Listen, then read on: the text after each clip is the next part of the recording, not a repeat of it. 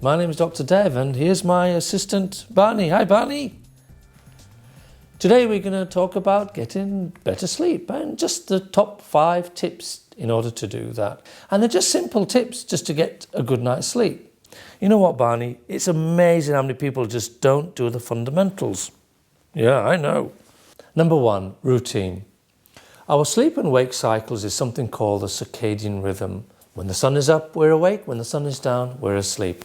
Very important to follow our natural rhythm, the circadian rhythm. So going to bed at a persistent and a consistent time, waking up at a persistent and consistent time. Very important to keep that cycling and routine and rhythm working extremely efficiently on a nightly and daily basis. Sure, some of you might do shift work and that circadian rhythm is a bit disrupted. But overall, having a routine is extremely important, just like our biological clock. Number 2, try and avoid eating too much and drinking too much before you go to bed. You'll just get that reflux and heartburn. And caffeine as well. Caffeine is a stimulant. And you know, a strong coffee has around 80 milligrams of caffeine. That's quite a lot actually. Many of you might be quite sensitive to caffeine. So if you are and you do enjoy your coffee, then either have it weaker or even decaf. Decaf is around 4 milligrams of caffeine, but certainly you won't get that alerting effect. 3, exercise. Exercise and sleep work very, very well together in tandem. Getting good exercise will just help you get better, refreshing sleep. Don't exercise before you go to sleep though, because what happens in exercise, your temperature goes up, and when we sleep, we need it to come down again. So regular exercise and fitness earlier in the day, very, very important in getting a good night's sleep. 4, screens.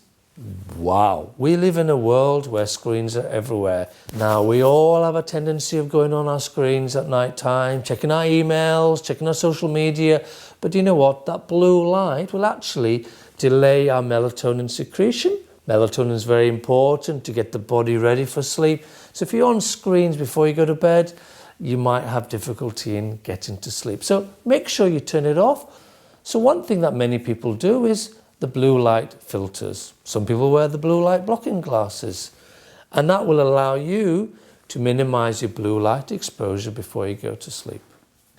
So if you're watching me right now and it's bedtime, put your blue light blocking glasses on or your blue light filter, please. 5, your bedroom. Must make sure the bedroom is nice and cozy.